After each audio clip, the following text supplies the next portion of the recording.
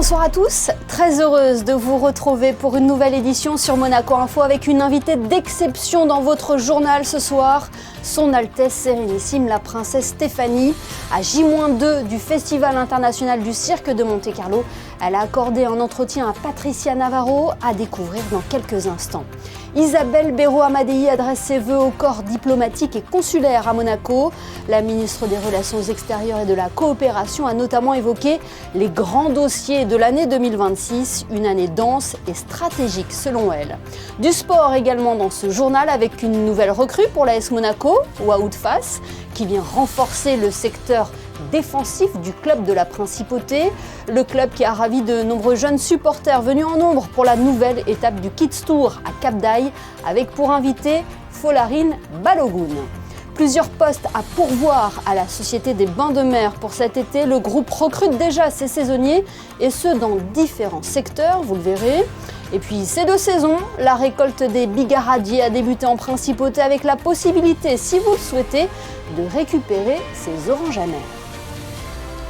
La 48e édition du Festival International du Cirque de Monte-Carlo sera lancée ce vendredi sous le chapiteau de Fontvieille. Elle réunira les plus grands artistes de cirque au monde et promet déjà des performances inédites. Le photocall a eu lieu ce mercredi midi en présence de la présidente, Son Altesse Sérénissime la Princesse Stéphanie, et des artistes qui se produiront lors du festival et du New Generation. Une façon de lancer le compte à rebours de cet événement tant attendu. Pour l'évoquer, la princesse Stéphanie a accordé un entretien à Patricia Navarro à 2 jours du coup d'envoi du festival. Altesse, merci de nous accueillir alors en plein cœur de la piste du prestigieux Festival International du Cirque de Monte-Carlo. Nous sommes dans les derniers préparatifs, nous avons assisté aux répétitions, mais est-ce qu'il y a un artiste en particulier que vous attendiez cette année peut-être plus que d'autres ? Je crois que non, on a essayé de faire le festival, le thème de tous les records, avec des choses toujours aussi incroyables et les artistes m'étonneront toujours de leur créativité, de leur dépassement de soi. Mais je crois que ce qui me tient à cœur, on essaie de trouver des numéros qui ne sont pas forcément très très connus.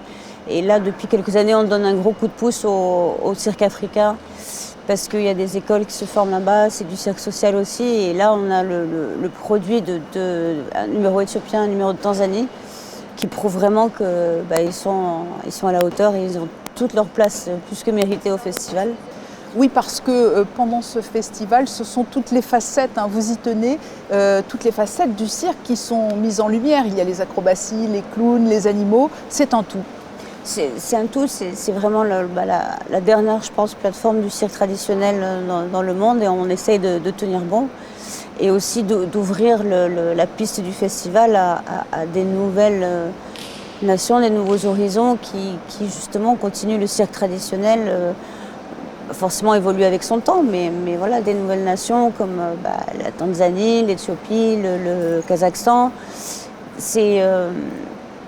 C'est notre souhait de vraiment mettre ces gens-là en lumière, qui vibrent avec le cirque et qui ont le cirque dans l'âme. Et voilà, c'est une belle plateforme et j'espère que ça leur portera chance pour le reste de leur carrière. Est-ce qu'il y a une discipline, une pratique, un exercice qui vous touche plus particulièrement dans le cirque ? Je sais que vous avez une affection notamment pour des grosses bêtes de cirque qui ne sont pas présentes cette année. Non, bon, c'est sûr que j'adore voir les numéros d'animaux, ça c'est certain. Mais je crois que moi je suis touchée par tous les numéros quand on sent vraiment l'âme de l'artiste et on voit qu'il donne tout, il laisse tout dans la piste pour nous. Et je crois que ça, aussi bien un acrobate qu'un volant, qu'un clown peut provoquer ce style d'émotion. Votre amour du cirque, il est venu de votre papa, le prince Régnier III, qui a été à l'origine de la création du festival. Que représente pour vous aujourd'hui cet héritage qu'il vous a transmis? Et comment le festival a-t-il évolué au fil des décennies? Je crois que l'héritage, c'est quelque chose qui est tellement évident pour moi parce que j'ai grandi là-dedans, j'ai l'impression d'être un peu aussi une enfant de la balle en fait. Et les autres grandes familles de cirque considèrent ma famille comme une famille de cirque aussi, parce que mon père avait cet amour justement des gens du cirque. Pas seulement du spectacle, des gens du cirque. Lui, il adorait aller dans les cirques, vivre avec les familles de cirque. Pas forcément de juste regarder les spectacles, de sentir vraiment l'essence même d'un chapiteau. Et je suis comme mon papa, il m'a toujours dit, il n'y a rien de plus beau qu'un chapiteau vide aussi. Parce qu'on sent encore c'est tout imprégné de toutes les énergies, de tous les artistes qui sont là et qui, quand ils rentrent en piste, laissent tous leurs soucis derrière le rideau, en coulisses. Et ils viennent là pour donner du rêve et du bonheur aux gens. Mais c'est magique. Je veux dire, c'est la plus belle chose. Donc, pour moi, c'est une évidence. C'est pas un héritage ni lourd, ni au contraire, c'est une fierté de pouvoir continuer à soutenir et à sauver les arts du cirque. Je dis bien les arts du cirque parce que j'aimerais qu'on considère ça comme de la culture, comme notre patrimoine culturel. Ce sera ma dernière question. Si vous pouviez endosser les habits de l'un des artistes de cirque, quel numéro vous choisiriez-vous ? Je pense que je l'ai fait pour moi à titre privé avec mes chiens. J'ai monté un numéro de chien, tout dans la douceur et l'amour. Donc c'est possible. C'est même ça et c'est un plaisir. Mes chiens s'amusent comme des fous à juste me faire plaisir en fait de faire ce qu'on joue ensemble et tout. Et je pense que j'aurais travaillé avec des animaux, ça c'est certain. La performance, c'est pas mon truc. J'ai le vertige donc je peux pas aller en l'air déjà. Donc ça c'est clown. Je crois que c'est le plus difficile métier au cirque. Pour faire rire les gens, c'est plus facile de faire pleurer, de dégager de l'émotion aux gens, mais les faire rire, c'est très difficile. De plus en plus de nos jours, parce que les gens ne rient plus. Et donc voilà, les animaux, et pour l'échange qu'il y a en fait avec les animaux. Il y a ce plaisir en tout cas du lien avec l'animal et de rappeler, chaque année, souvent on le souligne, de rappeler que les animaux au cirque sont des artistes. C'est des artistes. À part entière. À part entière et les gens qui présentent les animaux au cirque, je veux dire, certes, comme partout, il y a des exceptions, des gens qui font pas bien leur métier, mais ça, c'est dans tous les métiers. Et je suis la première à les condamner ou quoi, mais la majeure partie, c'est comme un porteur avec un acrobate. Le chien, c'est le porteur de l'artiste, quoi, en fait. C'est son voltigeur, et donc ils ont besoin l'un de l'autre. Beaucoup d'animaux, même les chevaux, ils aiment bien être en piste, ils entendent la musique, ça y est, c'est parti. Donc, parce qu'une personne fait une bêtise, il ne faut pas penser que tout le monde les fait. Voilà. Merci Altesse de nous avoir reçus sous le chapiteau. Et je le rappelle, donc le festival débute vendredi et se poursuivra jusqu'au 25 janvier. Merci beaucoup. Merci. Et le Festival international du cirque de Monte-Carlo sera bien évidemment à suivre sur Monaco Info dans notre JT. La principauté va interdire les feux de Bengale dans les lieux publics clos.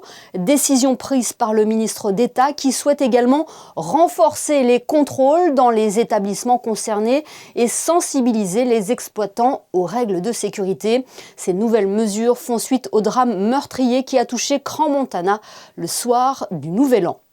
C'est une tradition en ce début d'année, les cérémonies des vœux qui animent les premières semaines de 2026. Hier, Isabelle Béraud-Amadei a tenu à adresser ses vœux à l'ensemble des représentants des corps diplomatiques et consulaires.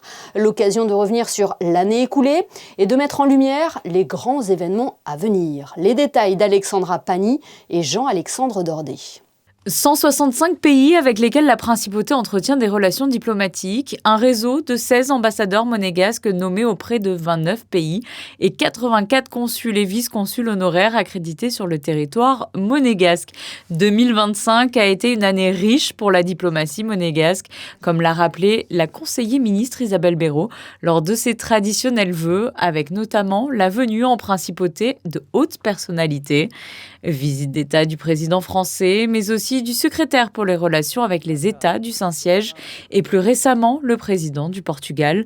Mais aussi des grands rendez-vous comme le Blue Economy and Finance Forum qui a réuni plus de 1800 participants dont 6 chefs d'État ou encore le pavillon de Monaco à l'exposition universelle Osaka Kansai qui a accueilli plus d'1,5 million de visiteurs. 2026 sera elle aussi une année avec d'importantes échéances. S'agissant du département que j'ai l'honneur de diriger, la présidence du comité des ministres du Conseil de l'Europe qui commencera donc au mois de mai et s'achèvera au mois de novembre. Et ça va être l'occasion, lorsque je vais m'adresser dans quelques instants aux personnalités qui sont présentes aujourd'hui, de présenter un petit peu le programme de cette présidence. C'est l'occasion effectivement de présenter quelles sont les priorités de la principauté sous l'impulsion du prince souverain. Je dois dire que tout le corps consulaire qui est présent ici à Monaco est toujours très mobilisé et nous travaillons très bien avec eux. Je voudrais souligner la parfaite collaboration que nous avons avec l'Association des consuls honoraires de Monaco et son président Marc Lecourt.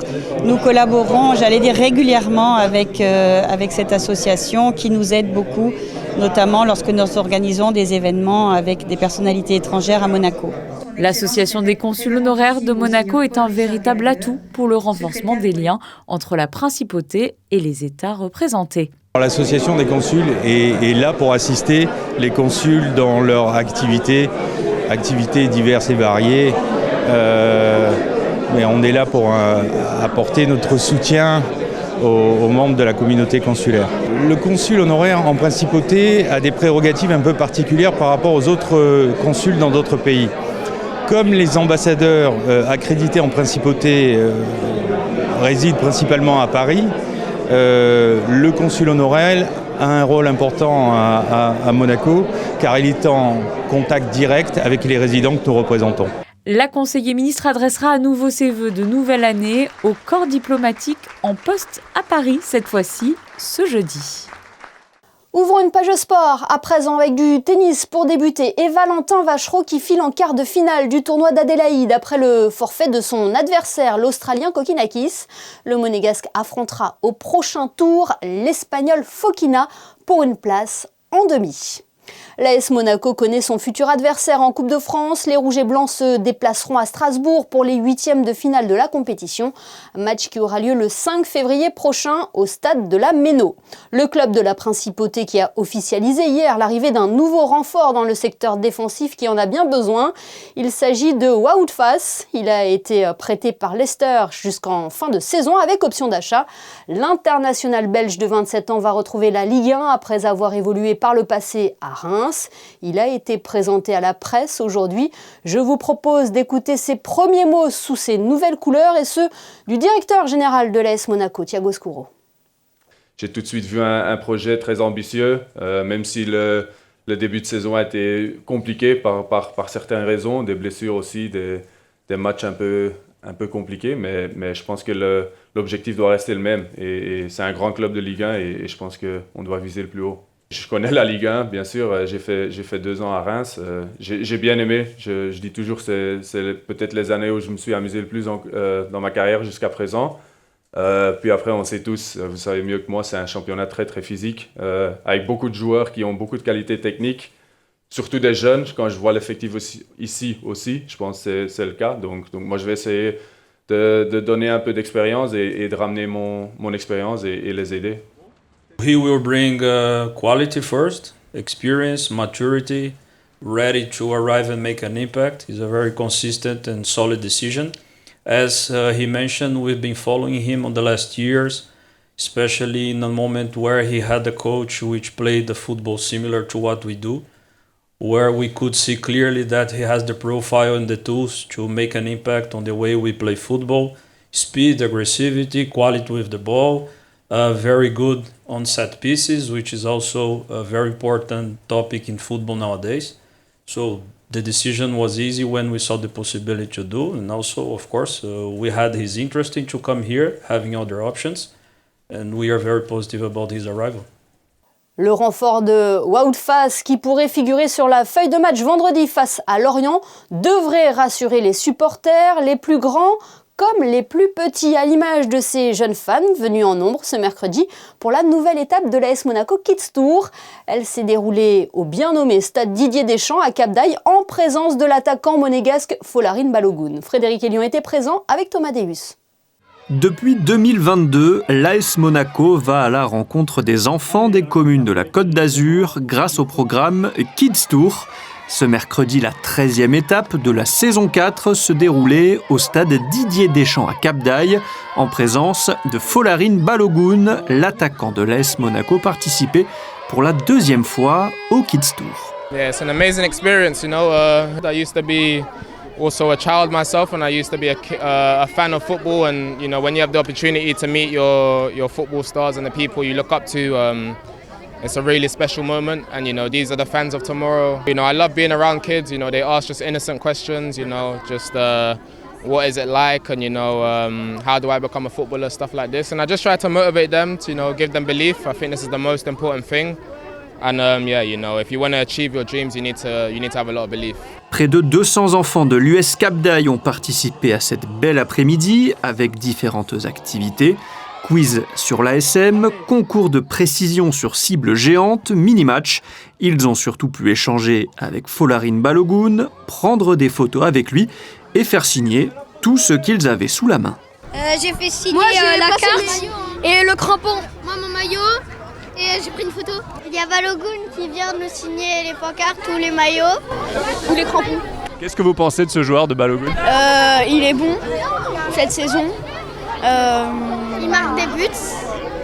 Et pour moi, c'est un bon attaquant. Ça fait plaisir, il est très fort. Hein. C'est toujours une énorme expérience, ça fait très plaisir. Et j'espère qu'il deviendra un très grand joueur.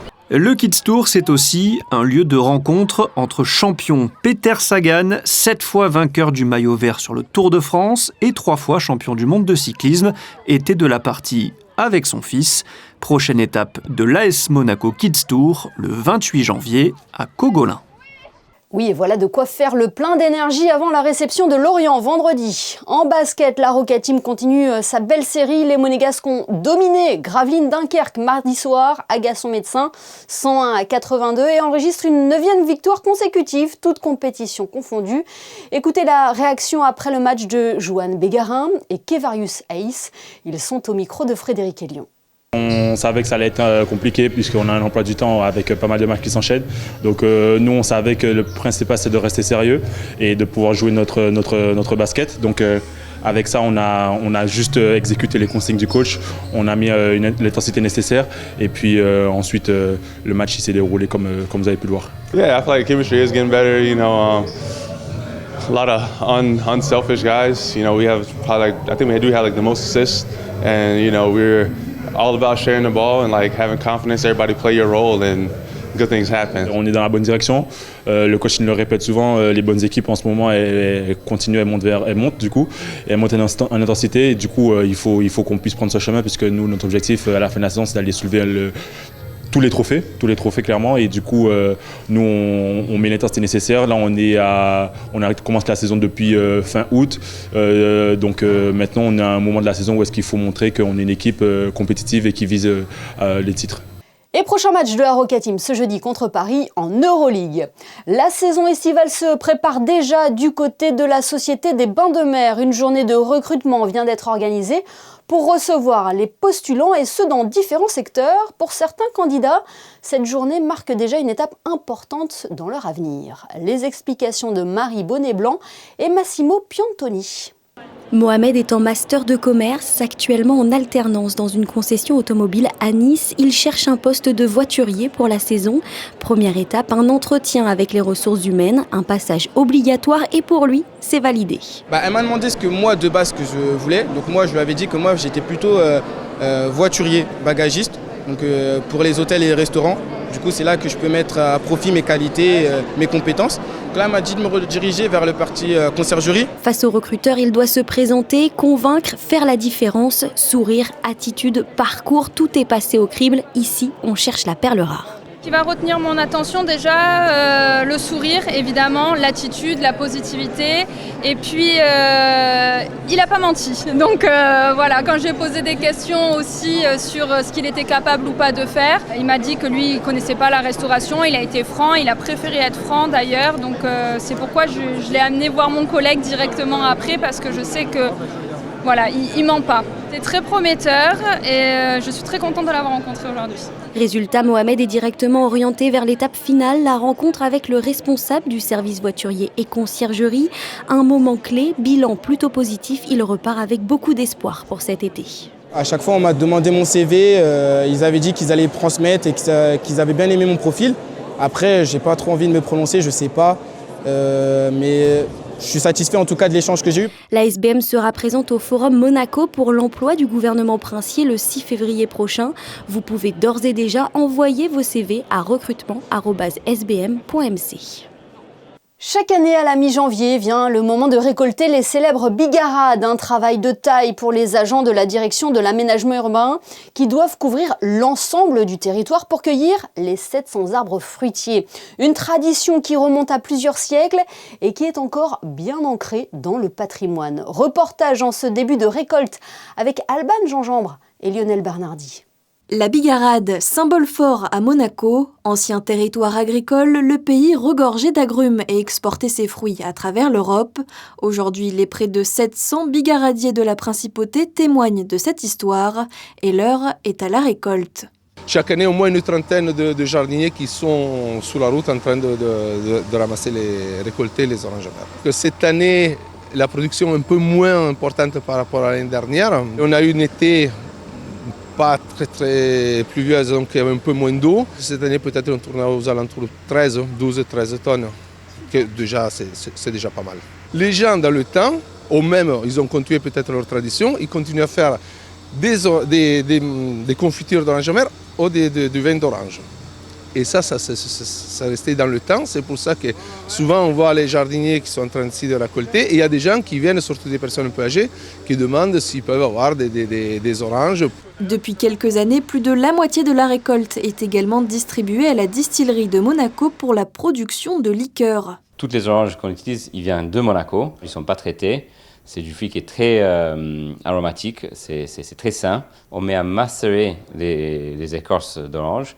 Et puis on prend aussi le jus des oranges, qui est amer, mais qui contient des sucres. Donc on fermente le jus et ensuite ça passe en alambic ici pour la distillation. Des spiritueux qui contribuent à valoriser le patrimoine monégasque. Les agents de la direction de l'aménagement urbain travailleront pendant un mois sur la récolte des bigarades. En ce mercredi, journée des enfants, nous vous proposons une idée de sortie amusante, direction le Théâtre des Muses, qui pense souvent aux plus jeunes dans sa programmation. Exemple ici avec Y'a pas d'eau, y'a pas d'âme, une pièce qui vous invite à un tour du monde pour sensibiliser à l'écologie. Coup d'œil dans ce reportage d'Alban Gingembre et Lionel Bernardi. Un tour du monde musical qui aborde avec humour les menaces qui pèsent sur notre planète, c'est le voyage que proposent Johan et Ninon. Sur scène, ils sensibilisent à la protection de la planète en traitant des sujets sérieux avec légèreté, de quoi marquer les esprits du jeune public.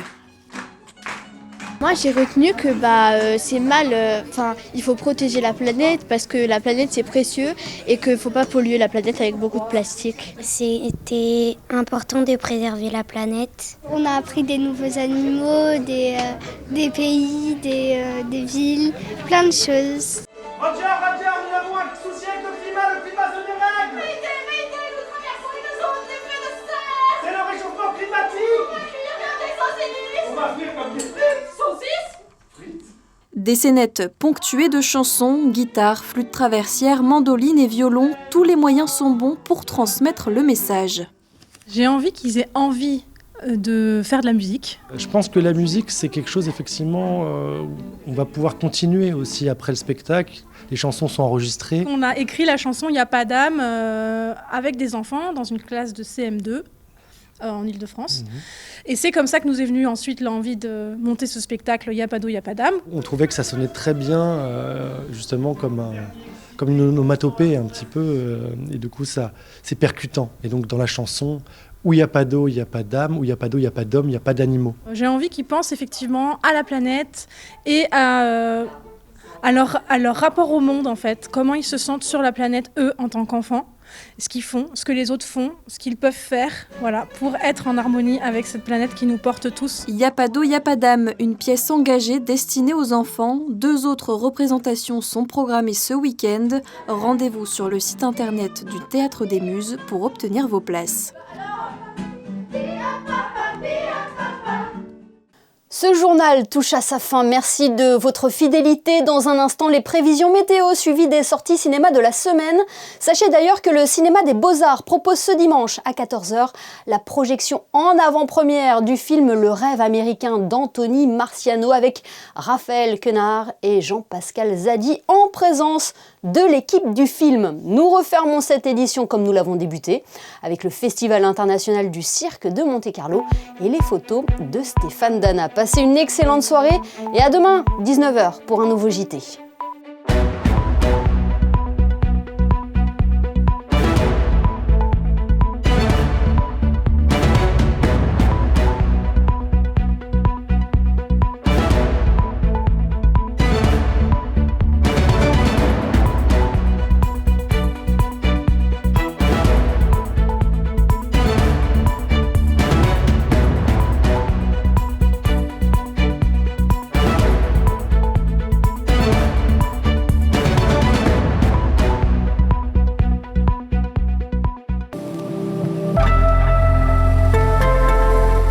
Bonsoir à toutes et à tous, je suis ravie de vous retrouver pour les prévisions météo de ce jeudi.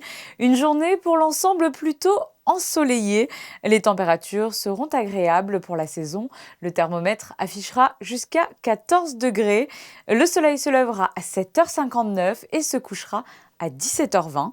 Nous fêterons les Rémis. Bonne soirée à vous tous sur Monaco Info.